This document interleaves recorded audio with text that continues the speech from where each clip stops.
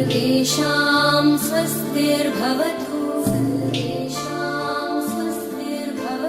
सर्वेषां शान्तिर्भवतु सर्वेषां पूर्णं भवतु सर्वेषां मङ्गलं भवतु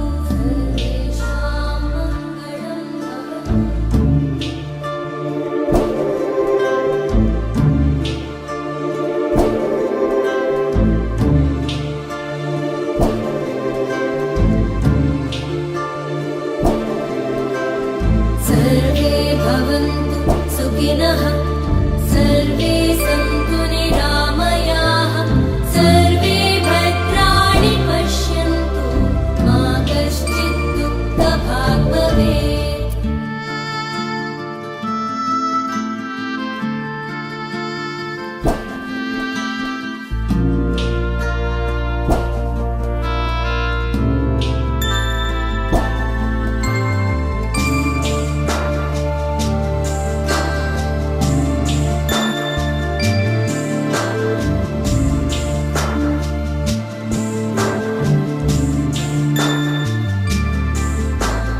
सर्वेषां स्वस्तिर्भवतु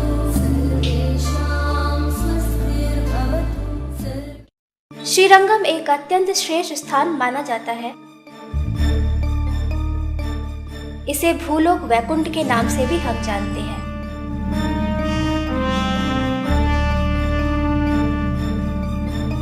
श्रीरंगम कावेरी नदी से घिरा हुआ एक बहुत ही सुंदर द्वीप है।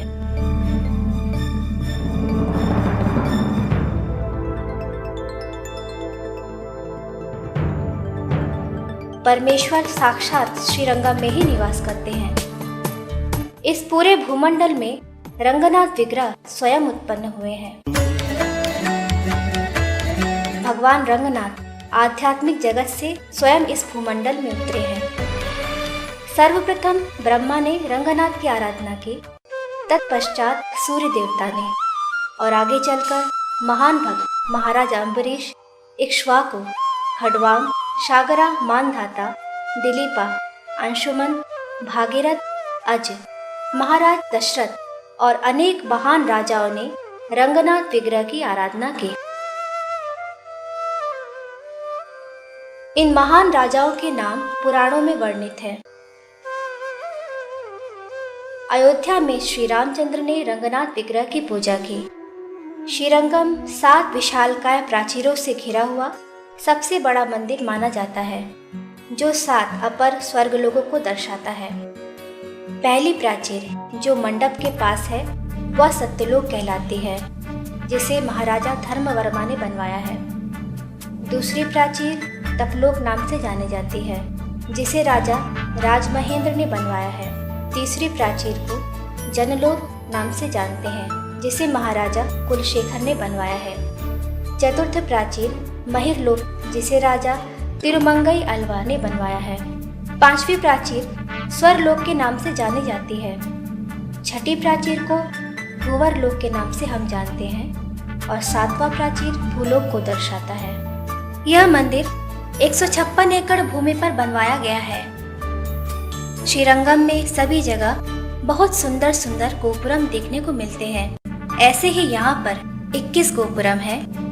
इन 21 गोपुरम में जो गोपुरम मंदिर के दक्षिण भाग में है वह विश्व का सबसे लंबा गोपुरम राज गोपुरम कहलाता है, जिसकी ऊंचाई 236 फीट है।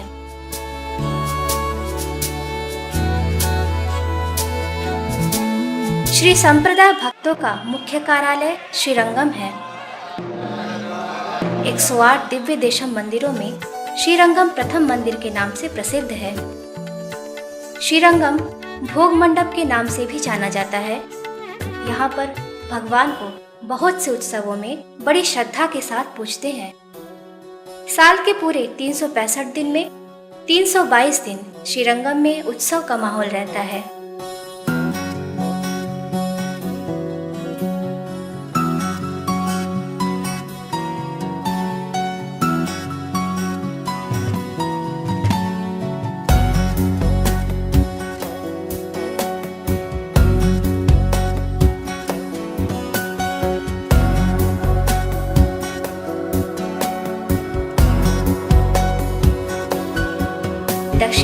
के महान संत, जिन्हें आलवार के नाम से हम जानते हैं, प्रायः सभी श्री रंगनाथ की आराधना करते हैं। परमेश्वर अपनी सभी अद्भुत लीलाओं का वर्णन श्रीरंगम में करते हैं। महान भक्त, जिनको हम आलवार के नाम से जानते हैं, भगवान से यह आराधना करते हैं कि उनका जन्म हमेशा श्रीरंगम में ही हो, भले ही वो एक सड़क पर साधारण कुत्ते का जीवन ही क्यों न गुजारे। वेदों में यह वर्णित किया गया है कि अगर कोई व्यक्ति श्रीरंगम जाने की मात्र योजना ही बनाए तो इस चिंतन मात्र से ही उसके सारे पाप धुल जाते हैं। श्रीरंगम का इतिहास बहुत से वेदों और पुराणों में वर्णित है। श्रीपाद रामानुजाचार्य, जो आदिशेष के अवतार माने जाते हैं, वह श्रीरंगम में ही निवास करते हैं, जिससे श्री रंगनाथ की आराधना का महत्व और भी बढ़ जाता है।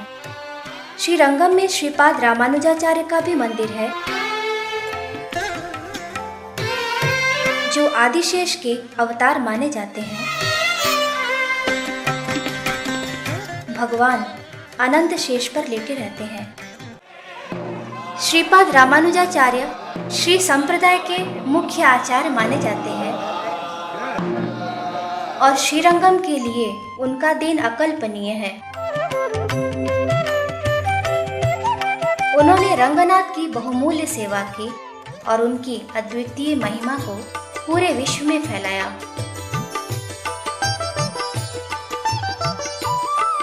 श्रीपाद रामानुजाचार्य ने सभी विधि विधानों की भली भांति स्थापना की, जिससे भगवान के मूर्ति पूजन का और भी अधिक विस्तार हो सके। जैसे भगवान के भोग प्रसाद को किस तरह से तैयार किया जाए, भगवान को अर्पण करने के लिए जो वस्तुएं तैयार की जाती थी, उनकी देखभाल वह स्वयं करते थे।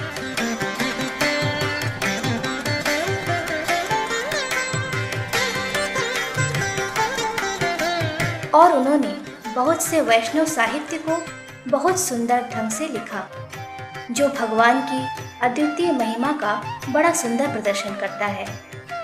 एक वैष्णव का रहन सहन किस प्रकार का होना चाहिए, इसकी शिक्षा उन्होंने सभी को प्रदान की।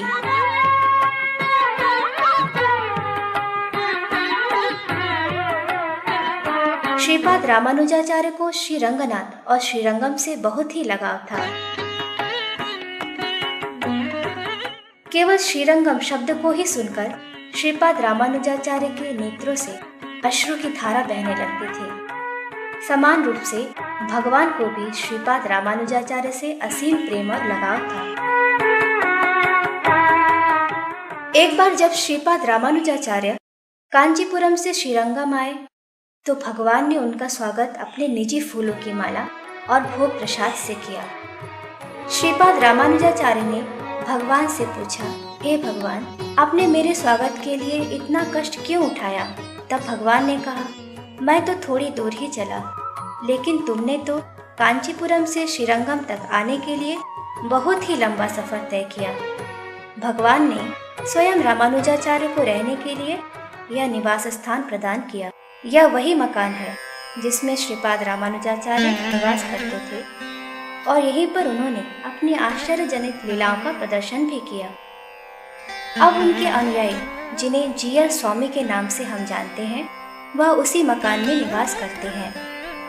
श्रीरंगम के कोने कोने में श्रीपाद रामानुजाचार्य की यादें आज भी विद्यमान हैं। अंत में जब श्रीपाद रामानुजाचार्य ने अपने दिव्य शरीर को त्यागा, तब भगवान ने पुजारी से कहा कि उनका अंतिम संस्कार मंदिर के अंदर ही किया जाए, जो वसंत मंडपम कहलाता है। भगवान के आदेश पर उनका अंतिम संस्कार वसंत मंडपम में ही किया गया।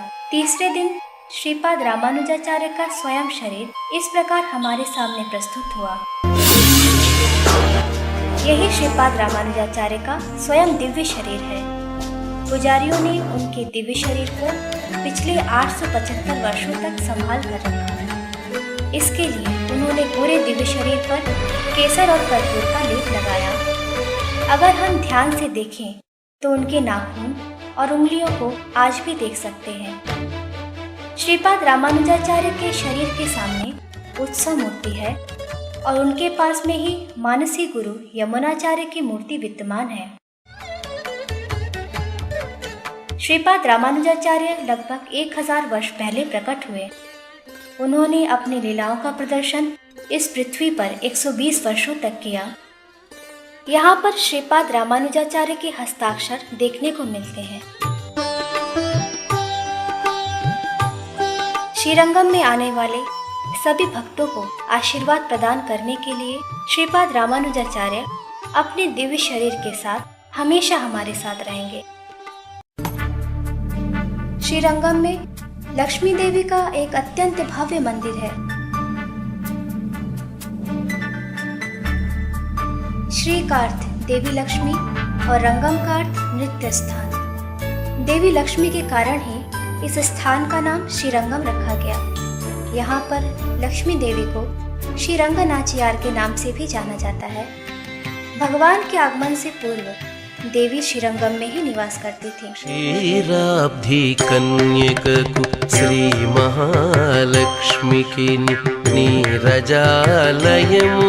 ऐसा कहा गया है कि जिस व्यक्ति पर श्रीरंग नाचियार की दृष्टि पड़ती है उसे ज्ञान, शिक्षा, विजय, प्रेम और असीमित धन का वरदान प्राप्त होता है।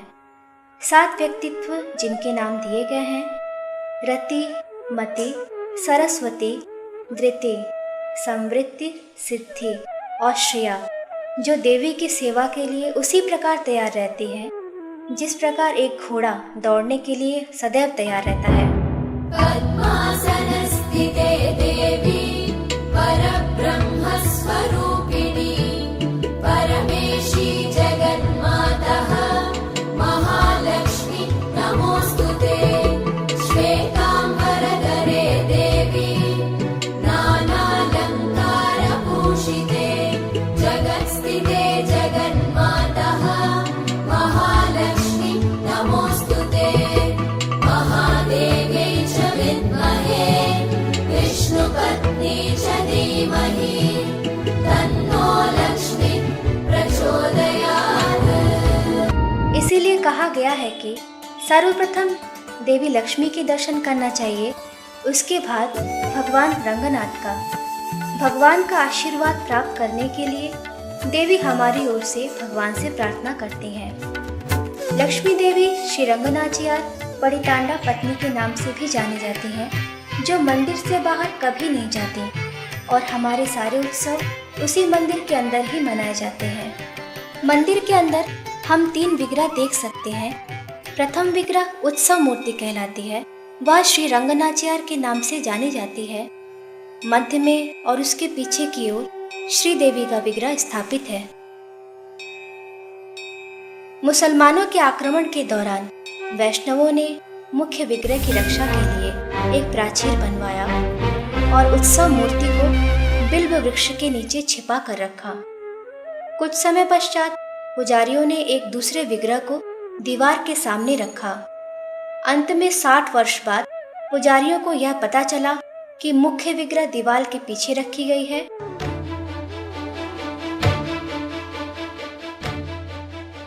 उस समय भारी वर्षा ने उस छोटे से विग्रह को खोज निकाला।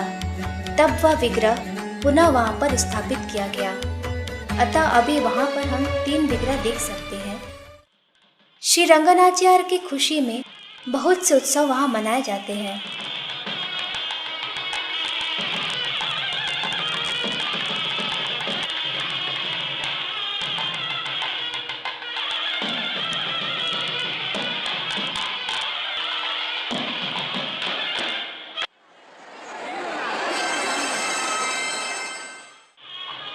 नवरात्रि के उत्सव के दौरान श्री रंगनाथ जी का सबसे प्रिय हाथी माउथ ऑर्गन को बजाता है।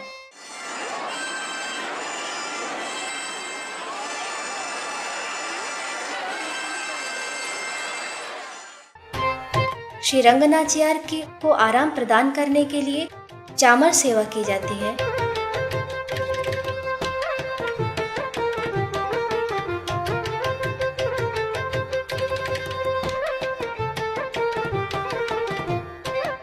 अंत में हाथी अपने 3 पैरों से कूदता है।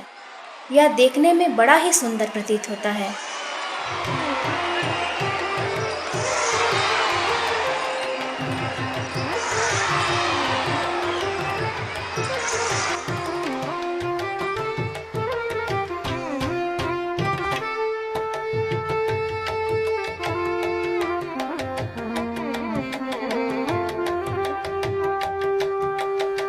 नवरात्रि उत्सव के दौरान श्री रंगनाचार्य को स्वर्ण से निर्मित नवरात्रि मंडपम में बैठाते हैं।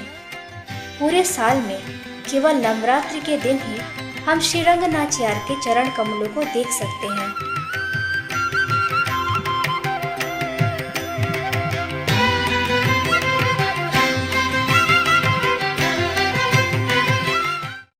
यह रंगनाथ उत्सव मूर्ति है जिन्हें हम नम पेरुमल के नाम से जानते हैं।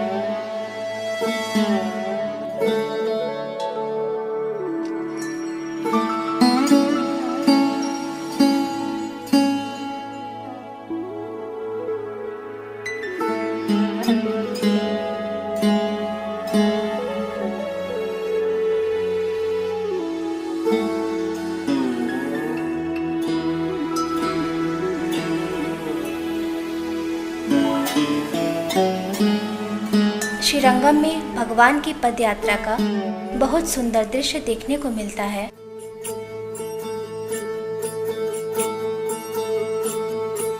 भगवान की सुंदरता और उनके चलने के ढंग बहुत ही प्रसिद्ध है।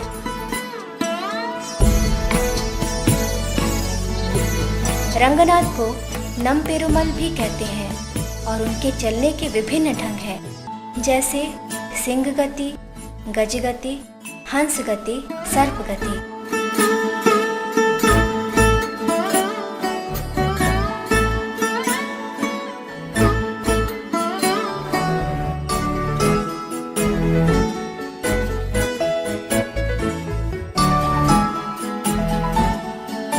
सिंह गति का अर्थ है जैसे मानो एक शेर चल रहा है। जब एक शेर गुफा से बाहर निकलता है तो उसकी दृष्टि दाएं और बाएं तरफ रहती है। वह देखता है कि कोई शत्रु है या नहीं। इसी प्रकार से जब भगवान मंदिर से बाहर निकलते हैं तो वह भी एक सिंह की भांति ही चलते हैं और दोनों तरफ नजर डालते हैं कि कोई शत्रु है या नहीं। यही चाल सिंह गति कहलाती है। गज गति का अर्थ है एक हाथी के समान चलना। हाथी चलते समय अपने सिर और कानों को हिलाता है। गजपति पदयात्रा के दौरान भगवान एक हाथी के समान ही चलते हैं, जो देखने में बहुत ही सुंदर लगता है।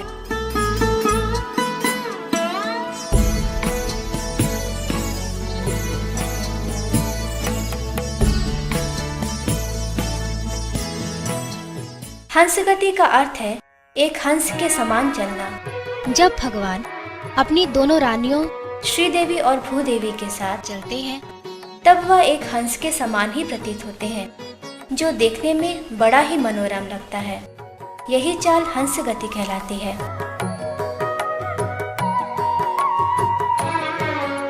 कभी कभी भगवान एक सर्प की भांति भी चलते हैं। यह चाल सर्प गति कहलाती है।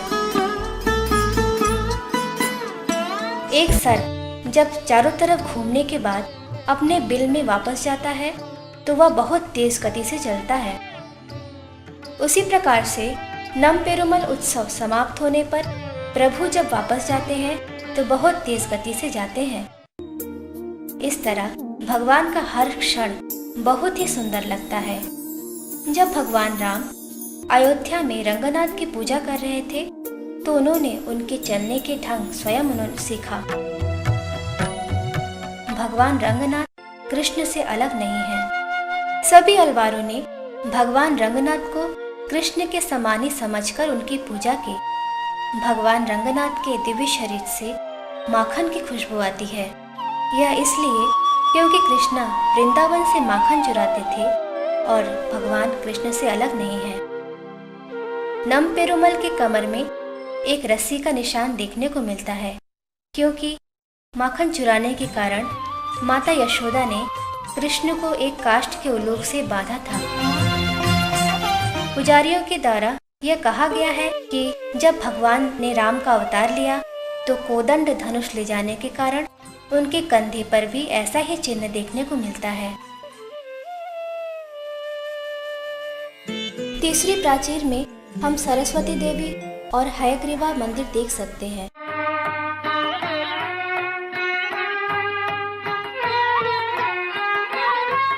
यहाँ पर यमराज एक दुरात्मा को ले जाने के लिए रस्सी को पकड़े हुए हैं और सामने चित्रगुप्त खड़े हैं।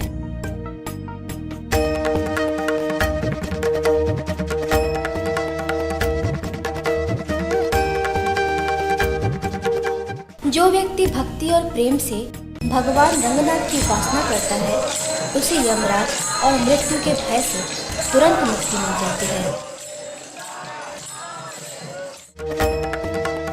एकादशी के दिन में परिक्रमा करने से यहाँ बहुत ही पुण्य लाभ होता है। अनेक सुंदर स्तंभों से गुजरते हुए हम एक सुंदर मंडपम को देख सकते हैं जिन्हें विरजा नदी कहते हैं, जो भूमंडल के ऊपर बहता है और यहाँ भी बह रहा है। इसीलिए भक्तगण यहाँ पर विरजा नदी को दंडवत प्रणाम करते हैं। यह कहा गया है कि जो व्यक्ति इस भौतिक संसार के मोह माया से बिल्कुल विरक्त है वह विरजा नदी के बहाव सरलता से सुन सकता है और तब वह परम पद वसल की उपाधि को प्राप्त करता है। यह बहुत ही मुख्य प्रवेश द्वार है जो केवल वैकुंठ एकादशी उत्सव में ही खुलता है। वैकुंठ एकादशी उत्सव में जो कोई भी उस प्रवेश द्वार से होकर गुजरता है वह आध्यात्मिक जगत वैकुंठ लोक को प्राप्त होता है, जहाँ पर जन्म और मृत्यु का कोई कष्ट नहीं। पूर्वी दिशा में परिक्रमा करते हुए हम दीवार पर 4 व्यक्तित्व देख सकते हैं। प्रथम कृष्ण जो नृत्य मुद्रा में है, द्वितीय हनुमान, तृतीय घोड़ा और चतुर्थ एक नेत्रहीन मछली। यह कहा गया है कि जब एक जीवात्मा आध्यात्मिक जगत वैकुंठ को जाता है तब वह विष्णु दूत उससे पूछते हैं, क्या तुमने श्रीरंगम का दर्शन किया है? तब वही 4 व्यक्तित्व हमारे दिव्य देशम श्रीरंगम जाने का प्रमाण देते हैं। इसीलिए श्रीरंगम से वापस आते समय उनका दर्शन आवश्यक है। यहाँ पर एक अन्य मूर्ति विग्रह भी है।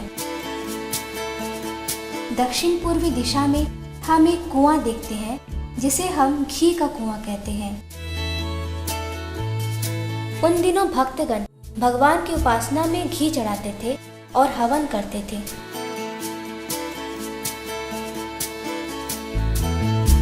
इसके पास में ही एक और कुआं है जिसे दूध का कुआं कहते हैं। उन दिनों वे स्वयं उस कुएं का प्रयोग मुख्य रूप से दूध एकत्रित करने के लिए ही करते थे। और उसके पास में यहाँ डोलोत्सव मंडपम भी है जहाँ पर प्रभु झूलते थे। माधव मामव देव साधु जनाधार सर्वभाव, साधु जनाधार सर्वभाव, श्रीधर केशव राधा रमण, श्रीधर केशव राधा रमण, माधव मामव देव। और तीसरे प्राचीर में बलिपीतम मंदिर है। बलिपीतम के पास में ही हम एक हनुमान की मूर्ति देख सकते हैं। भक्तगण रंगनाथ के दर्शन से पहले हनुमान की उपासना करते हैं।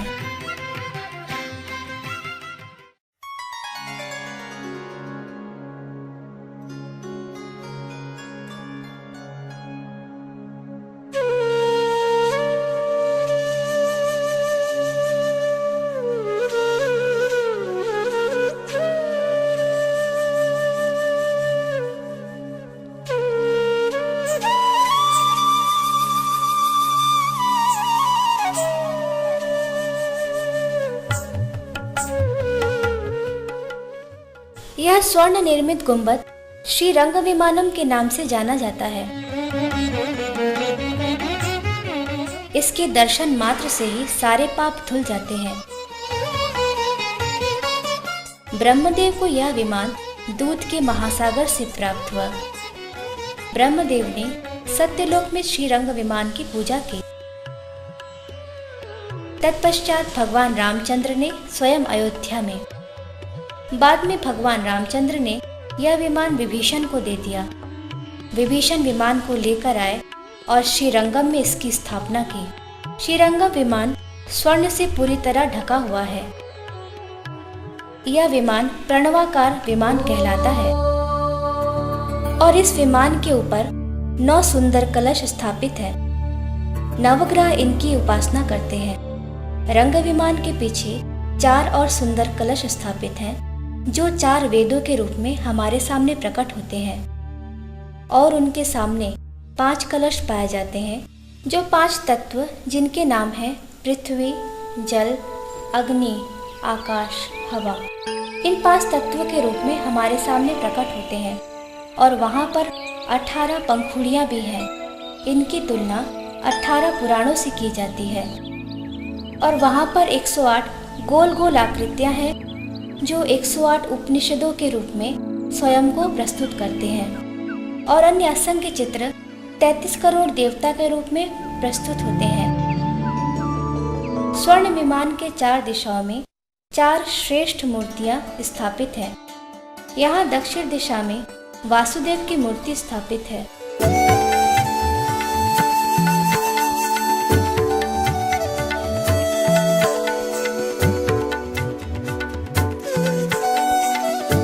और पश्चिमी दिशा में अच्युत विग्रह है। उत्तरी दिशा में अनंत विग्रह है।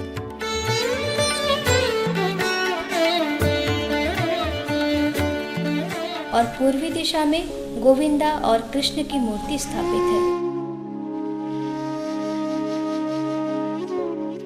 अतः लोग हर विग्रह के मूल मंत्रों का उच्चारण करते हैं। जैसे जब वह अच्युत विग्रह को देखते हैं तब वह ओम अच्युताय नमः कहते हैं, और जब वह अनंत विग्रह की ओर देखते हैं तब वह ओम अनंताय नमः कहते हैं। ब्रह्मांड पुराण में ब्रह्मदेव और सनत कुमारों के बीच में जो वार्तालाप हुई वह लिखित है।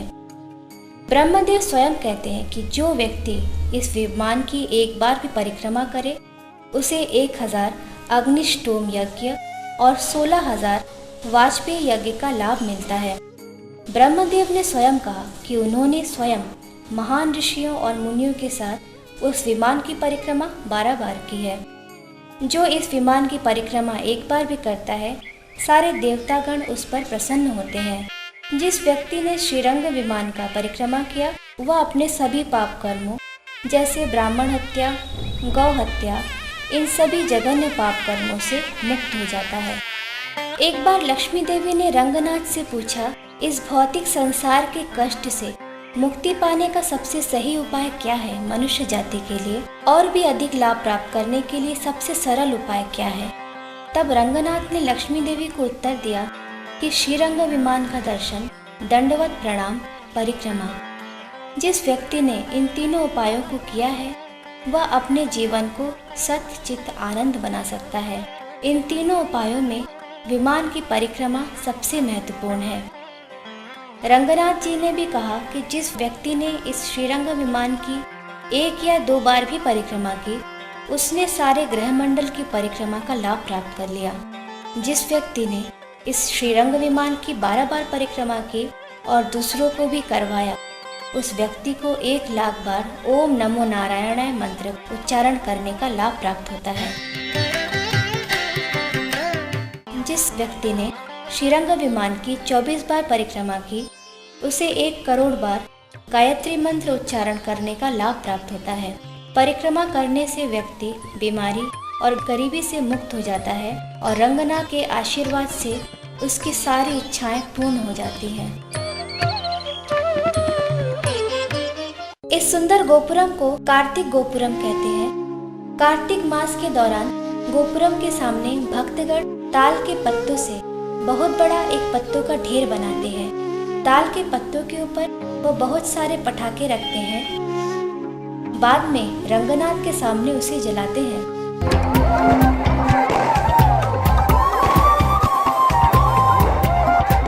कार्तिक महीने के दौरान यहाँ पर बहुत बड़ा पटाखा उत्सव होता है और कार्तिक महीने में मंदिर को सुंदर दीपों से सजाया जाता है।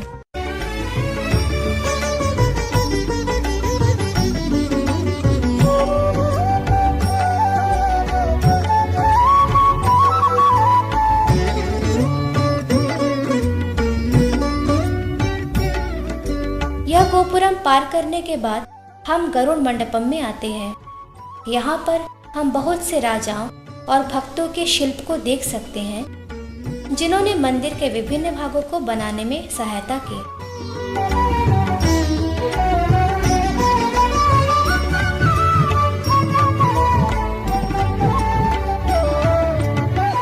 गरुड़ मंडप के किनारे हम एक खूबसूरत हाथी को देख सकते हैं। यह हाथी भगवान रंगनाथ का विश्वसनीय दासी है। उसका नाम अंडाल है। मंडप के बीच में विशाल गरुड़ विग्रह है।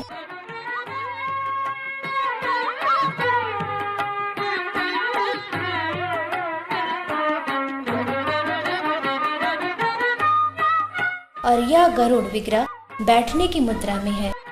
गरुड़ भगवान को रंगनाथ का वाहन माना जाता है और यह विग्रह लगभग 30 फीट ऊंचा है। उनके शरीर पर आभूषण विभिन्न प्रकार के सर्पों के समान दिखाई पड़ते हैं। यह गरुड़ विग्रह इतना विशाल है कि इसके लिए वस्त्र तैयार करने में 36 मीटर कपड़े की आवश्यकता पड़ती है। वह अत्यंत महत्वपूर्ण मुद्रा में भगवान की सेवा करने के लिए उपस्थित हुए हैं। नम अलवार। गरुड़ मंडप के पश्चिम दिशा में नम अलवार का मंदिर स्थापित है। नम अलवार 12 अलवारों में से एक माने जाते हैं। भगवान की निजी वस्तुएं जैसे शंख चक्र ये सब अलवार के रूप में दक्षिण भारत में हमारे सामने प्रकट हुए। यहाँ पर तिरुमंगई अलवार, नम अलवार, मधुरा कवि अलवार का विग्रह है। यह नम अलवार का विग्रह स्वयं श्रीपद रामानुजाचार्य ने स्थापित किया।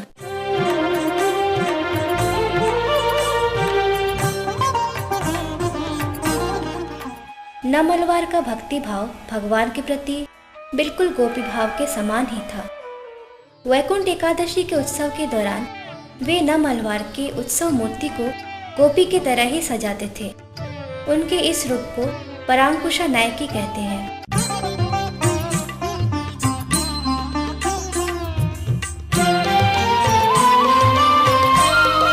नम अलवार के कारण ही पूरे 20 दिन वैकुंठ एकादशी उत्सव मनाया जाता है।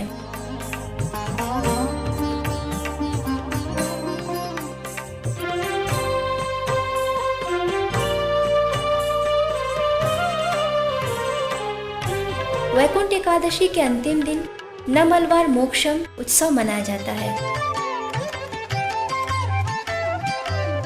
उस दिन पुजारी नम अलवार की उत्सव मूर्ति को रंगनाथ के पैरों में रखते हैं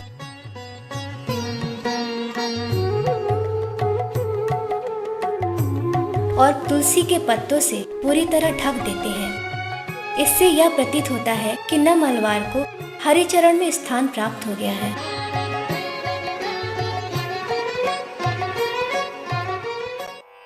यह मंदिर श्री धन्वंतरी का मंदिर है। धन्वंतरी को औषधि के देवता के नाम से जाना जाता है। अगर कोई व्यक्ति किसी बीमारी से ग्रस्त है तो वह मात्र प्रार्थना करने से ही सारे रोगों से मुक्त हो जाता है। यह भगवान धन्वंतरी का अत्यंत दुर्लभ मंदिर है। वह भगवान रंगनाथ के पारिवारिक वैद्य माने जाते हैं। अपने दाएं हाथ में अमृत कलश पकड़े हुए उनका यह रूप अत्यंत सुंदर है।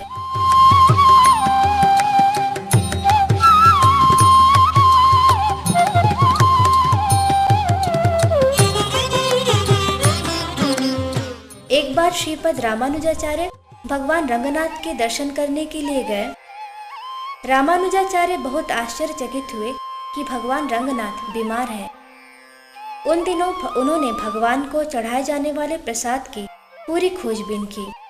बाद में उन्हें यह अनुभव हुआ कि भगवान ने दही चावल और फल का सेवन किया था, जिसके कारण उन्हें सर्दी लग गई थी।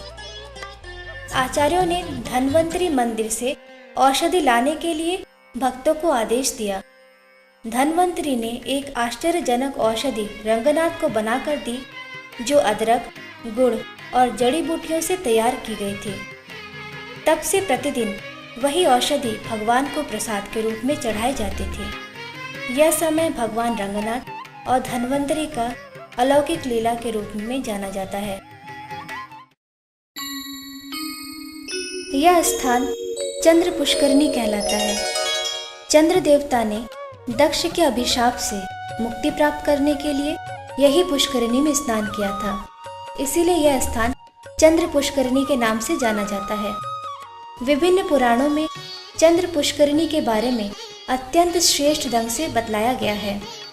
बहुत से ऋषि, ब्रह्मदेव, 4 कुमारों ने इस चंद्र पुष्करणी में स्नान किया था।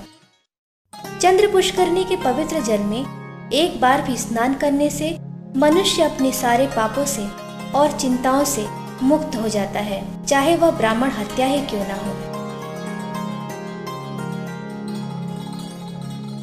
उन दिनों चंद्र पुष्करणी के पवित्र किनारे पर अलवारों और आचार्यों ने वैष्णव साहित्य का प्रचार किया।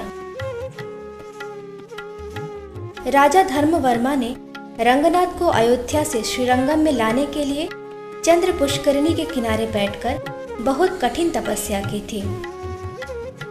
पाराशर भट्टार ने श्री रंग राजस्त्वम साहित्य में यह वर्णित किया है कि उन्होंने भगवान रंगनाथ और उनकी पत्नी श्री रंगनाचियार चंद्र पुष्करणी के किनारे के अतीत काल की लीलाओं को लिखा। यहाँ पर एक बहुत ही खूबसूरत वृक्ष है जो पुन्नई मरम कहलाता है।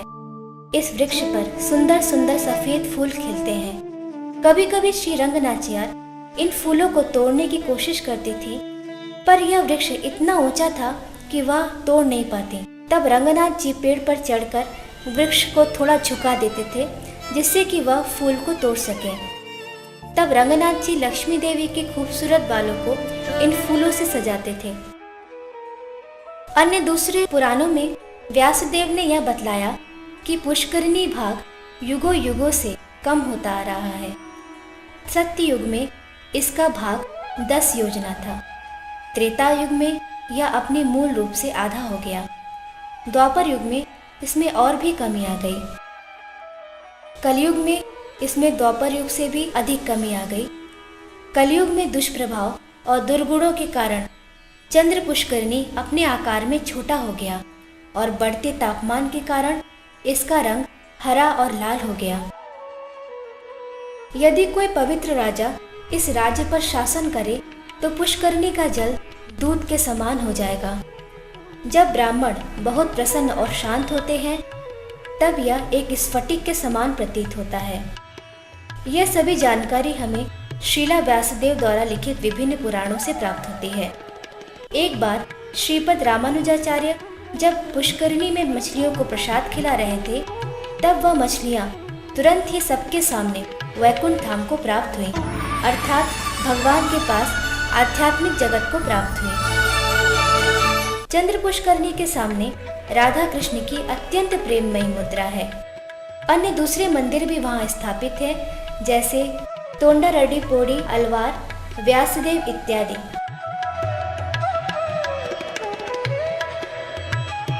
यहाँ पर एक उत्सव भी मनाया जाता है जिसमें भगवान रंगनाथ को वैष्णवों के द्वारा पुष्करणी में स्नान कराया जाता है, जिसे तीर्थावरी सेवा कहते हैं।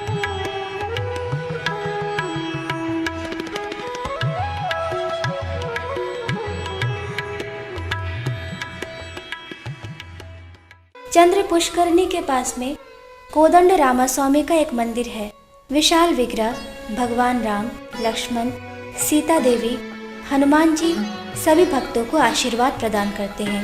वंदनमु रघुनंदना सेतु बंदना भक्त चंदना राम वंदना। और भगवान राम का दर्शन करके एक व्यक्ति को रामेश्वरम जैसे पवित्र स्थान का दर्शन करने का लाभ प्राप्त होता है।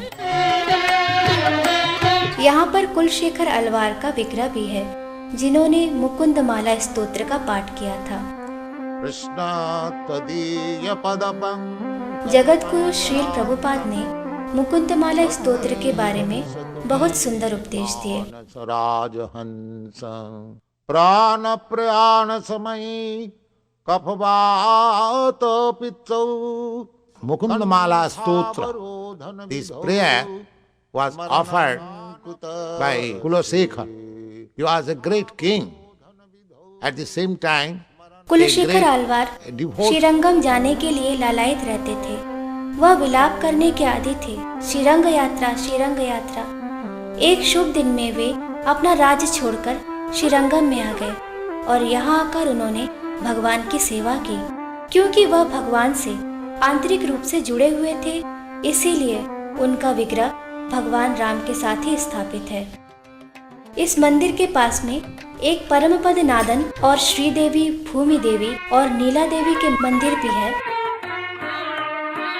यह कहा गया है कि भगवान जैसे वैकुंठ में दर्शन देते हैं, वैसे यहाँ पर भी दर्शन देते हैं। इस मंदिर के पुजारी भगवान को बहुत ही सुंदर वस्त्रों और आभूषणों से सुसज्जित करते हैं। यहाँ पर आलवारों और पूर्वज आचार्यों के विग्रह भी स्थापित हैं। वैकुंठ एकादशी के दौरान रामानुजाचार्य इस मंदिर में उत्सव मनाते थे। मंदिर के ठीक बाईं ओर बहुत ही सुंदर दयामयी गोदा देवी की मूर्ति है।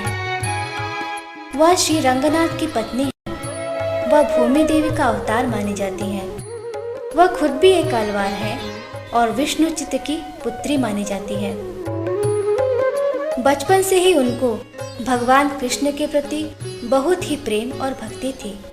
गोपी के भाव में कृष्ण को पति रूप में प्राप्त करने के लिए उन्होंने कात्यायनी व्रत का पालन किया। इस तपस्या से प्रसन्न होकर रंगनाथ उनके पास स्वयं आए और उनसे विवाह किया।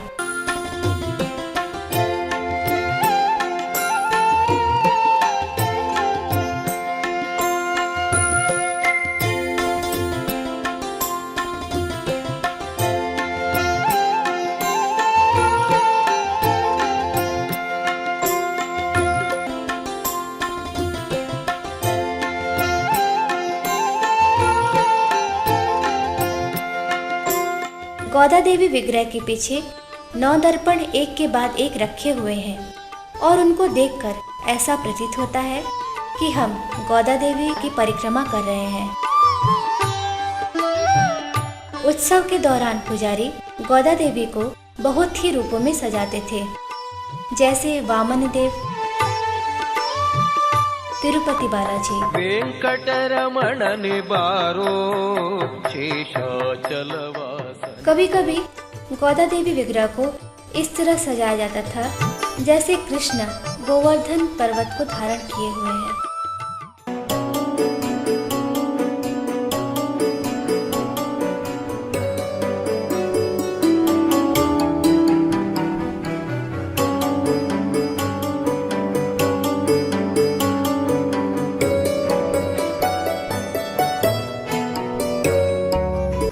इस प्रकार भक्तगण गोदा देवी विग्रह के प्रति श्रद्धा और प्रेम का प्रतीक है।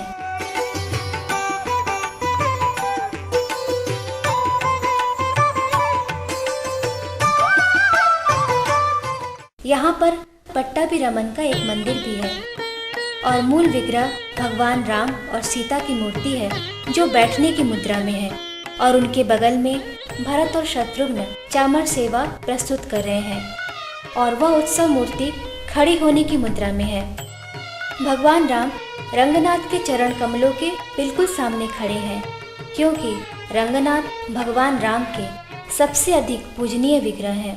मंदिर में प्रवेश मात्र से ही भगवान अपने भक्तों पर आशीर्वाद की वर्षा करते हैं।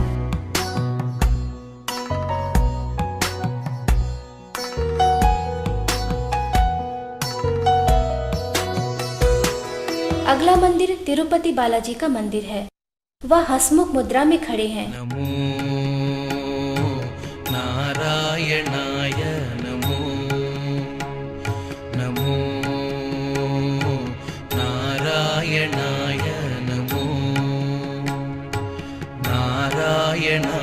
सगुणब्रह्मणे सर्वपारायणाय शोभनमूर्तये नमो। इसके बाद वेणुगोपाल और शुक्रवारा कृष्णा के मंदिर के नाम से जाना जाता है।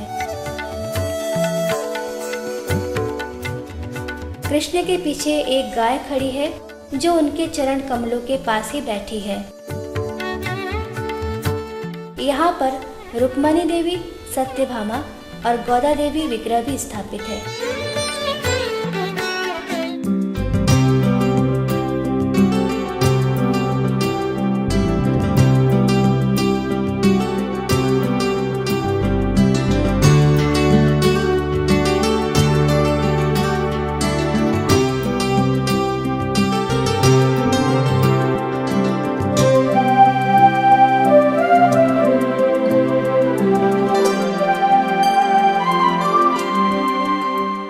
ब्रह्मोत्सव।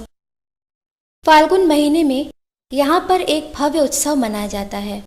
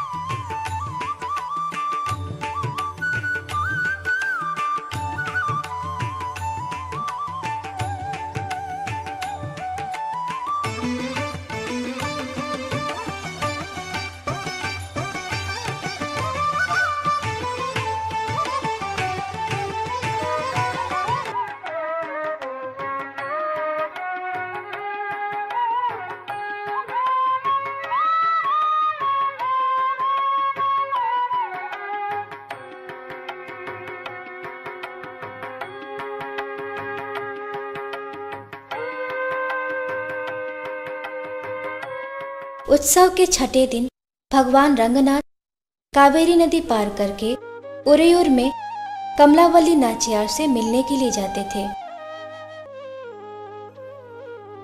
भगवान छुप छुप के भोर के 3 बजे डोली में जाते थे। दूसरे यात्रा के समान जहां भगवान सभी संगीत वाद्यों से घिरे रहते थे, इस यात्रा में वे बिल्कुल शांत और छुप के जाते। उरेयूर के भगवान का स्वागत बड़े धूमधाम से करते थे। वहाँ भगवान का विवाह कमलावली नाचियार से होता है। संकेत के रूप में वह उपहार में उन्हें एक अंगूठी प्रदान करते हैं। भगवान रंगनाथ उनके साथ पूरा समय बिताते हैं। वे दोनों मंडपम में साथ साथ बैठते और सभी भक्तों को आशीर्वाद प्रदान करते। तब मध्य रात्रि में भगवान उरेयूर से श्रीरंगम अकेले ही आते हैं, मानो जैसे कुछ हुआ ही नहीं हो। पूरे दिन श्री रंगनाचियार भगवान को देख नहीं सके। उन्होंने भगवान का पता लगाने के लिए अपने दास को भेजा और कहा कि यह पता लगाओ कि भगवान सुबह सुबह कहाँ चले गए। दास ने आकर उनको सूचना दी कि भगवान सारा दिन अपनी प्रिय कमलावली नाचियार के साथ उरेयूर में पूरा समय बिताया और उनको एक बहुमूल्य अंगूठी प्रदान की। श्री रंगनाचियार भगवान के विलंब आने पर उन पर नाराज हो गए। भगवान ऐसे आए मानो जैसे कुछ हुआ ही नहीं हो। उन्होंने अपने दास से कहा कि दरवाजा बंद कर दो और भगवान को अंदर आने की अनुमति मत देना। उत्सव के 9वें दिन भगवान अपनी सबसे प्रिय देवी श्री रंगनाचियार से मिलने उनके पास गए। भगवान को यह मालूम ही नहीं था कि श्री रंगनाचियार के संग से उनको क्या क्या सामना करना पड़ेगा। यात्रा आरंभ करने के बाद उनको उस अंगूठी के बारे में ख्याल आया जिसे वह उरेयूर में छोड़कर आए थे। तब उन्होंने एक नई अंगूठी खरीदने के लिए भक्तों से कुछ धन एकत्र करने का निश्चय किया। तब वह वैसी ही एक अंगूठी खरीदने के लिए सड़कों पर धन एकत्र करने के लिए यात्रा करते थे, जिससे श्री रंगनाचियार के क्रोध से बचा जा सके। यहाँ पर भक्तगण श्रीरंगम में नई अंगूठी खरीदने के लिए धन एकत्र करते थे। तब वह श्री रंगनाचियार से मिलने को जाते हैं। श्री रंगनाचियार के दासों द्वारा दरवाजा बंद देखकर भगवान को बहुत ही आश्चर्य हुआ।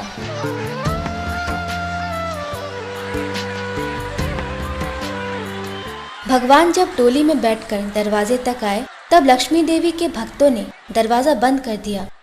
भगवान फिर आए, फिर दरवाजा बंद कर दिया। इस प्रकार यह कार्यक्रम 3 बार चला।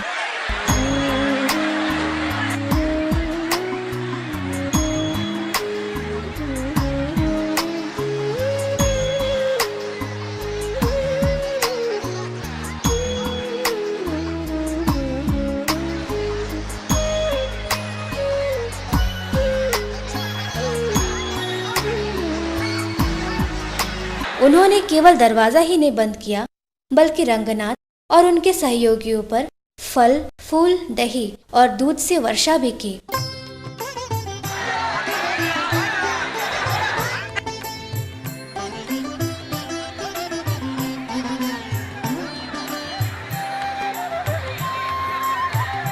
भक्तगणों के भावों को हम भले प्रकार से देख सकते हैं।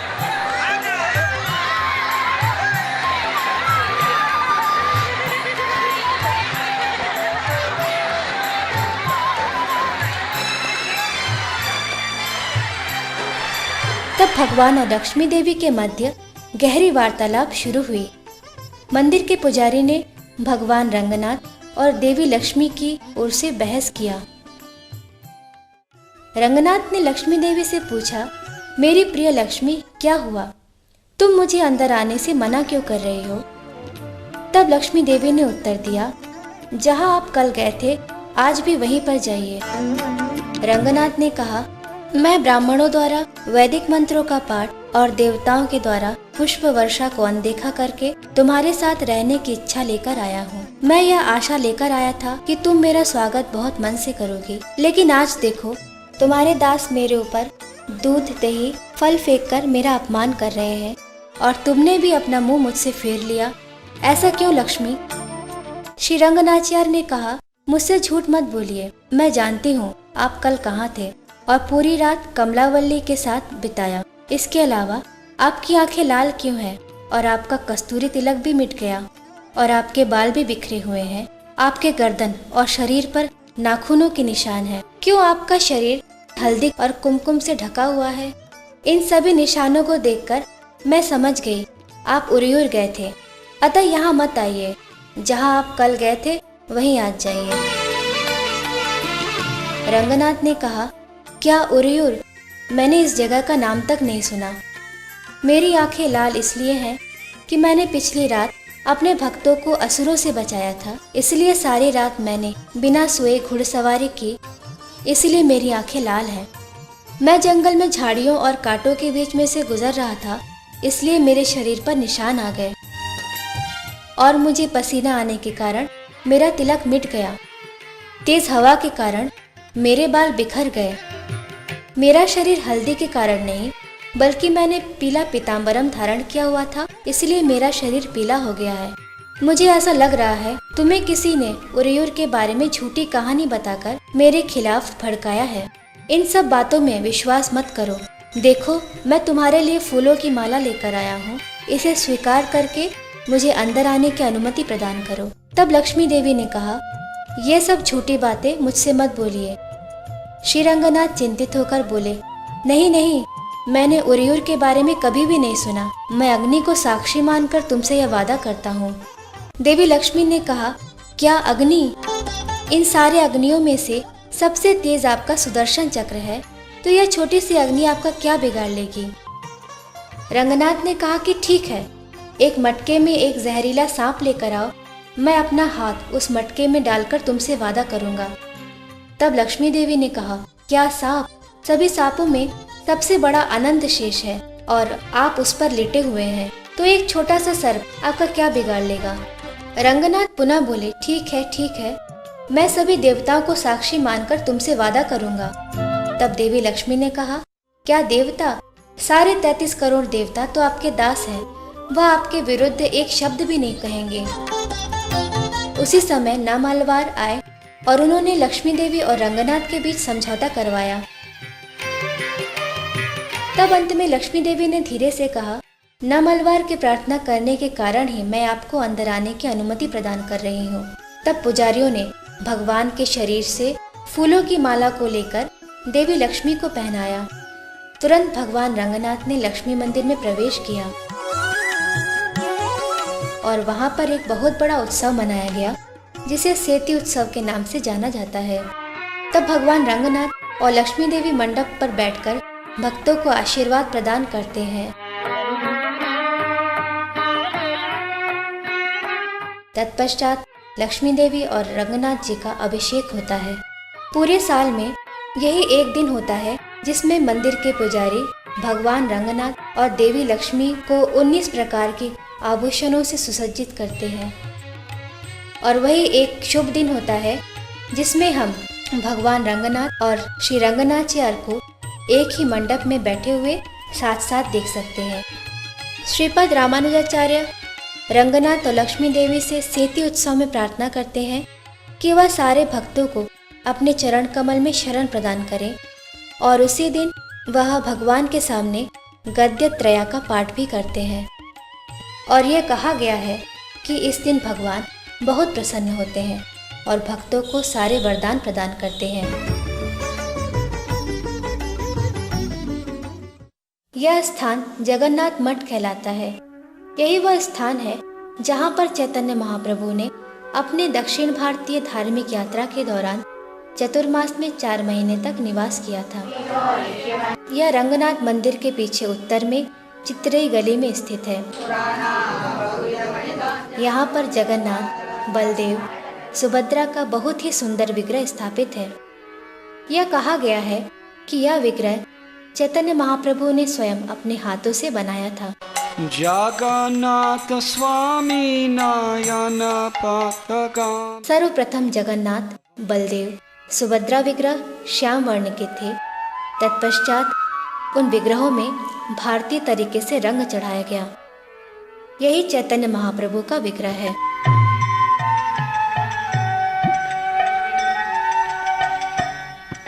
ये सब चित्रकारी चैतन्य महाप्रभु के श्रीरंगम की लीलाओं को दर्शाते हैं।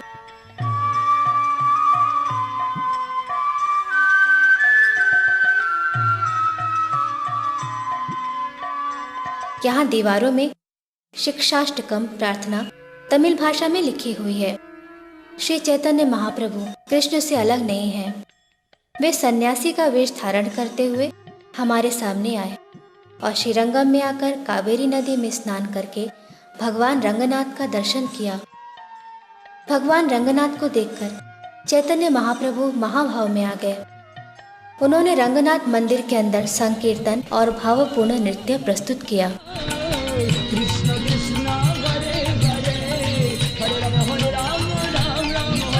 जल्दी ही भगवान चैतन्य महाप्रभु के सुवर्ण रूप से आकर्षित होकर हजारों की संख्या में लोग इकट्ठे हो गए, मानो भक्तों का मेला थकता ही नहीं।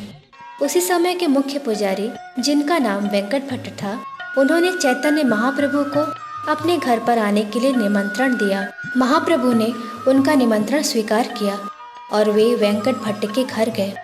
उस समय उनके घर में उनके दोनों छोटे भाई तिरुमाला भट्ट और प्रबोधानंद सरस्वती और उनके छोटे पुत्र गोपाल भट्ट थे, जो बाद में गोपाल भट्ट गोस्वामी के नाम से प्रसिद्ध हुए। वे सब महाप्रभु के चरण कमलों को धोकर चरणामृत का सेवन करते थे। वेंकट भट्ट और उनके परिवार के सभी सदस्य महाप्रभु को चातुर्मास व्रत में 4 महीने अपने घर में रुकने के लिए प्रार्थना करते थे। उनके प्रेम और भक्ति से प्रसन्न होकर महाप्रभु ने श्रीरंगम में 4 महीने तक निवास किया। यह वेंकट भट्ट का पुराना मकान है। यह गोपाल भट्ट का जन्म स्थान भी है, जो वृंदावन में 6 गोस्वामियों में से एक जाने जाते हैं।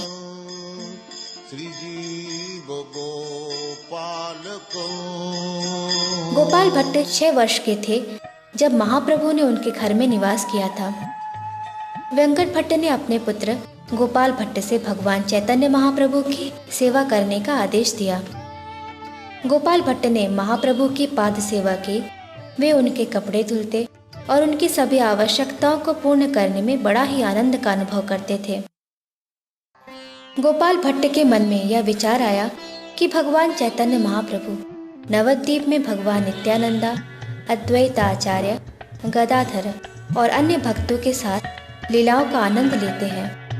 वह आभूषण धारण किए हुए घुंघराले बालों वाले एक बहुत ही असाधारण व्यक्तित्व के स्वामी थे, लेकिन श्रीरंगम में वह एक सन्यासी की भांति केवल एक समय भोजन करते, जमीन पर सोते और सिर मुंडवा कर रहते थे। बहुत सी तपस्याओं और चतुर्मास का पालन करते। यह नन्हे से गोपाल भट्ट के लिए बहुत ही असहनीय था। यह सोचकर वह हमेशा अफसोस करते कि मैं कितना दुर्भाग्यशाली हूँ जो गौरांग के सुंदर लीलाओं को नवद्वीप में नहीं देख सका। और यह सोचते सोचते वह सो गए। तब भगवान चैतन्य महाप्रभु गोपाल भट्ट के सपने में नवद्वीप चंद्र की भांति अपने स्वर्ण रूप, घुंघराले बाल, कमल नयन और सुगंधित फूलों की माला पहने हुए अपने भक्त और साथियों के साथ कीर्तन करते हुए प्रकट हुए। गोपाल भट्ट ने सपने में सभी भक्तों को दंडवत प्रणाम प्रदान किया। सभी भक्तों ने गोपाल भट्ट को आशीर्वाद दिया कि अचानक उनका सपना टूट गया और वह जाग गए। तुरंत ही वह भगवान चैतन्य महाप्रभु की कुटीर में दौड़कर चले गए। वहां आकर और उन्हें दंडवत प्रणाम किया। भगवान चैतन्य महाप्रभु ने गोपाल भट्ट को अपने गोद में बिठाया और गले से लगा लिया। महाप्रभु के नेत्रों से बहने वाली प्रेममयी अश्रुधारा ने गोपाल भट्ट को भिगो दिया। गोपाल भट्ट ने अपना सिर उठाकर भगवान को देखा। भगवान चैतन्य महाप्रभु ने अपना असली रूप श्याम सुंदर कृष्ण, जो श्याम वर्ण और बांसुरी बजाते, मोर पंख धारण किए हुए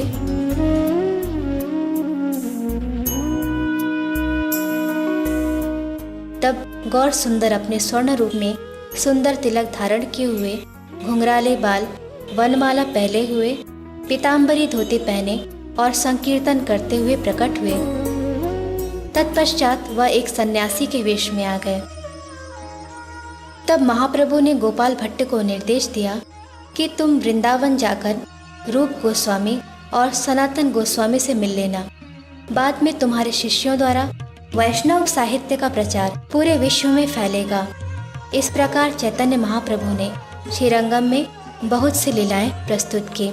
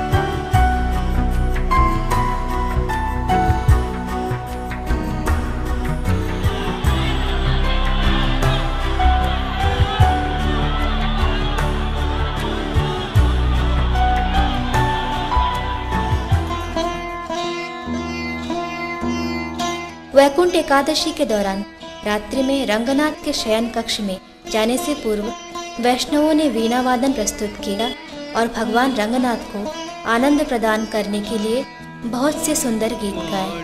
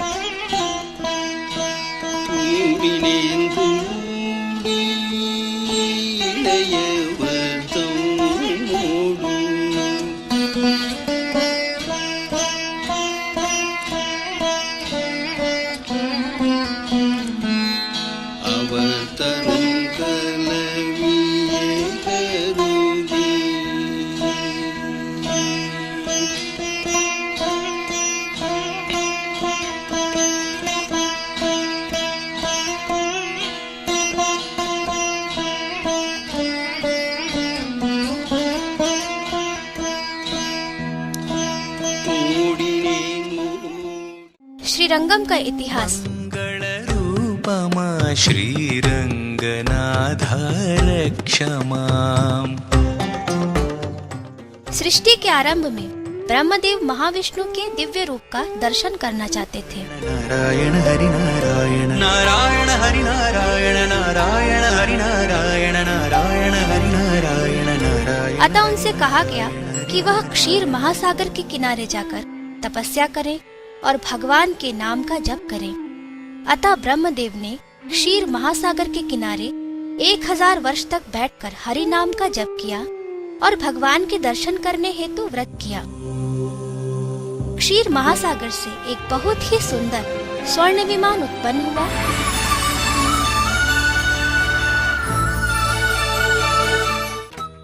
जो चारों कुमारों, गंधर्वों, अप्सराओं और महान ऋषि मुनियों से घिरा हुआ था। श्रीरंगम विमान के अंदर अनंतशेष और गरुड़ देव चामर सेवा कर रहे थे और भगवान की सेवा में गीत प्रस्तुत कर रहे थे और उपहार प्रदान कर रहे थे। ब्रह्मदेव के 1000 वर्ष तक तपस्या के बाद भगवान इस प्रकार प्रकट हुए। अतः यह विग्रह ब्रह्मदेव के हृदय में स्थापित हो गया। नारायण हरि नारायण नारायण हरि नारायण नारायण हरि नारायण। ब्रह्मदेव ने सत्यलोक में श्री रंगनाथ का अत्यंत भव्य मंदिर बनवाया। बहुत समय तक उन्होंने इस विग्रह की उपासना की और तब उन्होंने सूर्यदेव को मंदिर का पुजारी बनवाया। ब्रह्मा के स्थान पर सूर्यदेव भगवान की उपासना कर रहे थे। तत्पश्चात उन्होंने यह उत्तरदायित्व अपने पुत्र वैवस्वत मनु को प्रदान किया।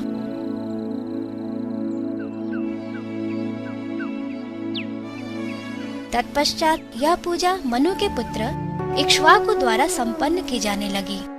महाराजा इक्ष्वाकु का राज्य इस विश्व में अयोध्या में स्थापित था, जो सूर्य परंपरा के अंतर्गत आते हैं और सूर्यवंशी कहलाते हैं। महाराजा इक्ष्वाकु सोच रहे थे कि अब मेरे सभी सगे संबंधी, मेरे पिता वैवस्वत मनु, मेरे पितामह सूर्यदेव और ब्रह्मा वह बहुत ही सरलता से सत्यलोक में जाकर दर्शन और भगवान की उपासना कर सकते हैं।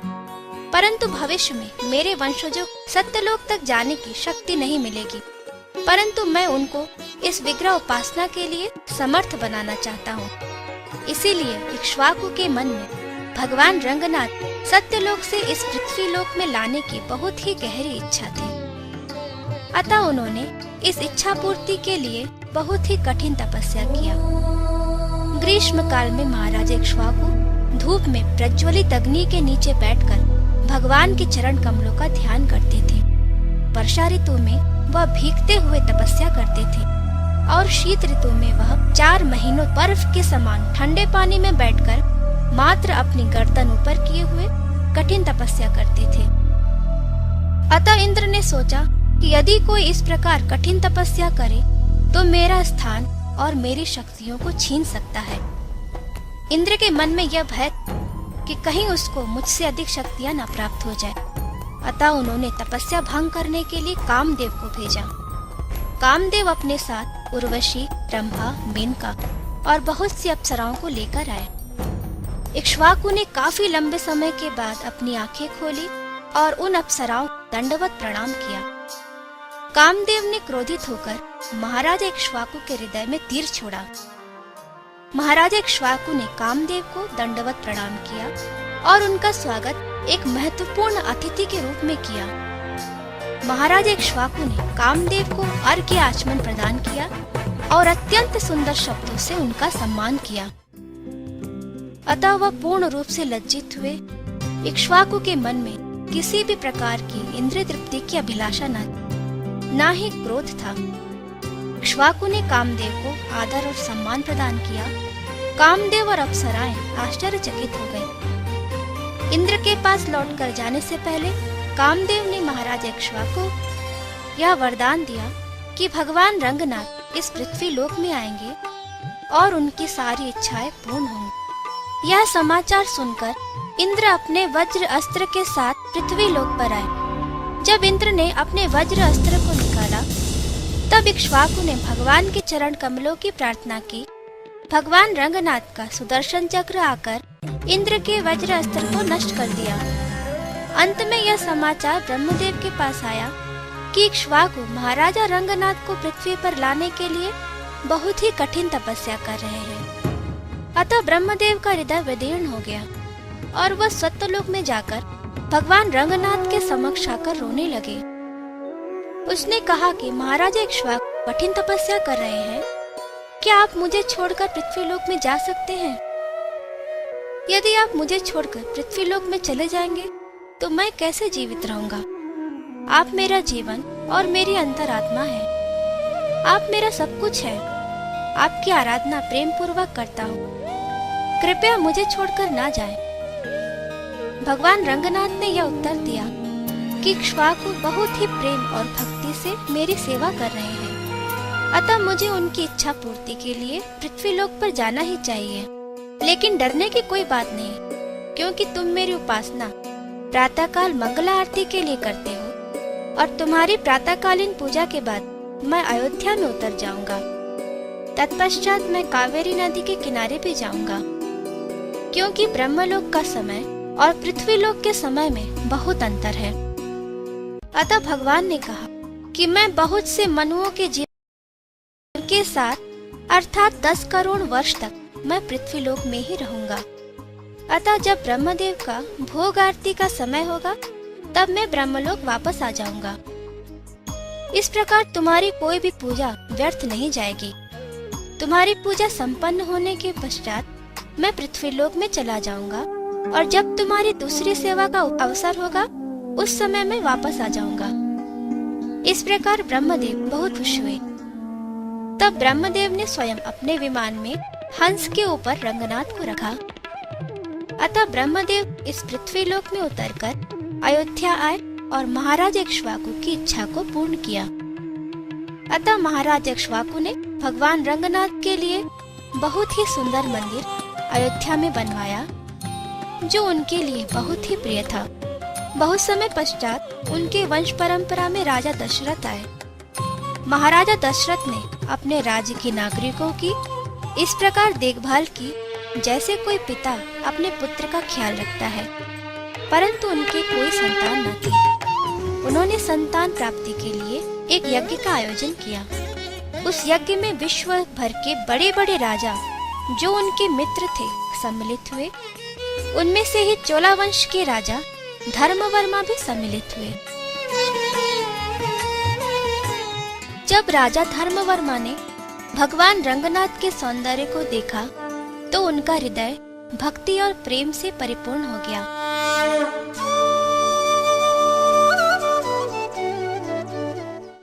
और वह रंगनाथ की उपासना करने के अत्यंत इच्छुक हो गए। उन्होंने सोचा कि इक्ष्वाकु ने भगवान रंगनाथ सत्यलोक से अयोध्या में लाने के लिए बहुत ही कठिन तपस्या की होगी, अतः मुझे भी उसी प्रकार तपस्या करनी होगी। भगवान रंगनाथ को अयोध्या से कावेरी नदी के किनारे चंद्र पुष्करणी में लाने के लिए। यज्ञ के पश्चात राजा धर्मवर्मा वापस चंद्र पुष्करणी में आए और यहाँ आकर उन्होंने कठिन तपस्या की, भगवान के नाम का जप किया और यह प्रार्थना किया कि भगवान श्रीरंगम में प्रकट। इसी दौरान चक्रवर्ती सम्राट दशरथ के 4 पुत्रों का जन्म हुआ, राम, लक्ष्मण, भरत, शत्रुघ्न। राम और उनके परिवार के सभी सदस्य रंगनाथ की उपासना करते थे।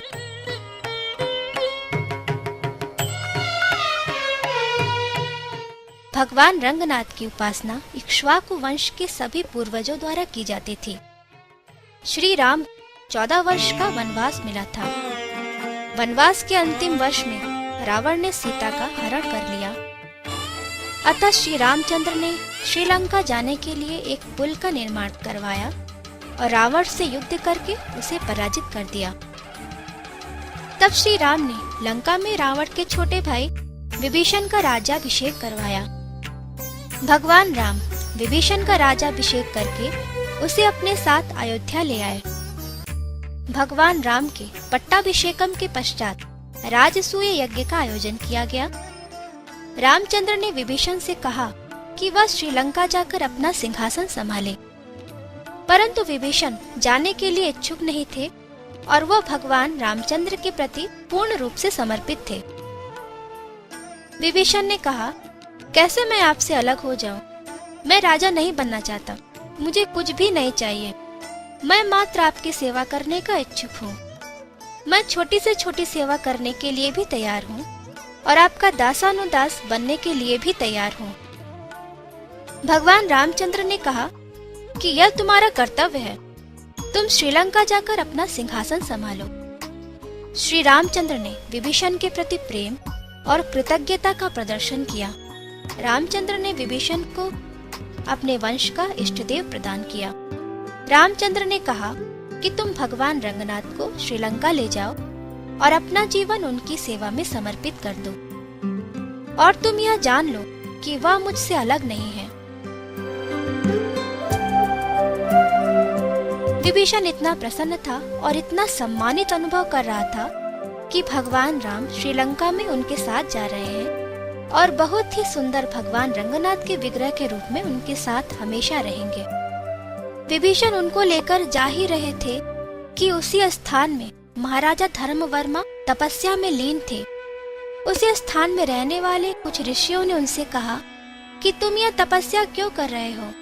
तुम्हारा राज्य पूर्ण रूप से पवित्र है, तुम्हें और किसी भी वस्तु की आवश्यकता नहीं।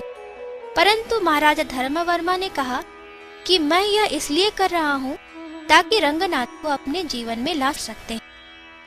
ऋषियों ने उनसे कहा कि बहुत समय पहले रंगनाथ को यहाँ पर आने का वरदान प्राप्त। जब विभीषण उस स्थान से होकर गुजर रहे थे तो उन्होंने रंगनाथ को चंद्र पुष्करणी के किनारे कावेरी नदी के 2 शाखाओं के बीच में रखा। धर्मवर्मा ने विभीषण से कहा कि वास्तव में इक्ष्वाकु वंश परंपरा में 9 उत्सव मनाए जाते थे। वह समय अब आ गया, अतः हमें भी भगवान की उपासना अगले 9 दिनों तक करनी है। विभीषण ने कहा, हाँ 9 दिनों तक। तब उन्होंने पूजा संपन्न किया और भगवान रंगनाथ के लिए भव्य उत्सव का आयोजन किया गया। 9 दिन के पश्चात विभीषण ने रंगनाथ को उठाना चाहा, परंतु रंगनाथ उस स्थान को छोड़कर नहीं जाना चाहते थे, अतः वह उस स्थान से हिले तक नहीं। विभीषण की आंखों से बहने वाले अश्रुजल ने भगवान के चरण कमलों को धो डाला। विभीषण ने कहा, मैं आपके बिना नहीं रह सकता, आप मेरे साथ क्यों नहीं चल रहे? भगवान रंगनाथ ने कहा, इस पृथ्वी लोक में श्रीरंगम ही मेरा निवास स्थान है। यहाँ पर महाराजा धर्मवर्मा और सभी भक्तगण मुझसे बहुत प्रेम करते हैं। कावेरी नदी की 2 शाखाओं के मध्य में निवास करने से ही मुझे सर्वाधिक प्रसन्नता होगी।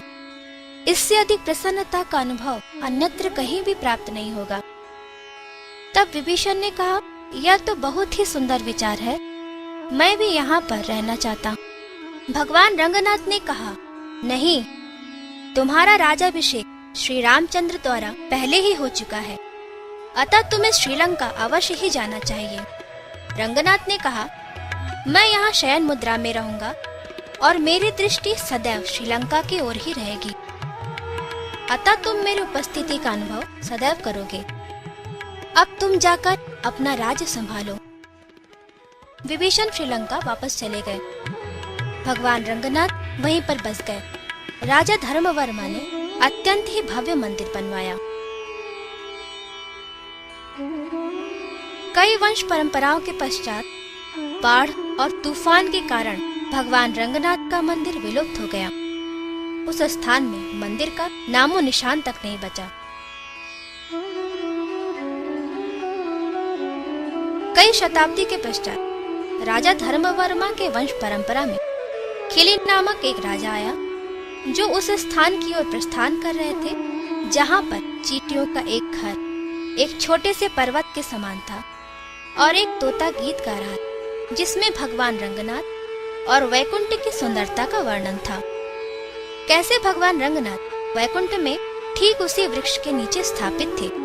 अतः उन्होंने उस स्थान की खुदाई करवा के भगवान रंगनाथ स्वामी के विग्रह की खोज की। तत्पश्चात उन्होंने उस स्थान में भगवान रंगनाथ का अत्यंत ही भव्य मंदिर पुनः स्थापित करवाया।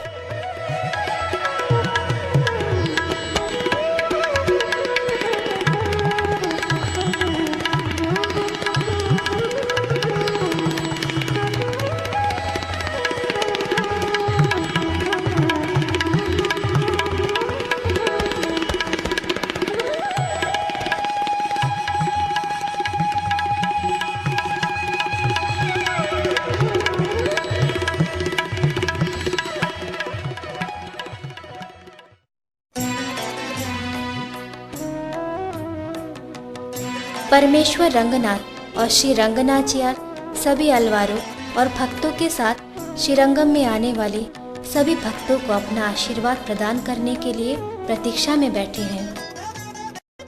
अपने भक्तों के कष्ट को हरने के लिए और सबको तुरंत आशीर्वाद प्रदान करने के लिए भगवान ने अपना हाथ उठाकर रखा।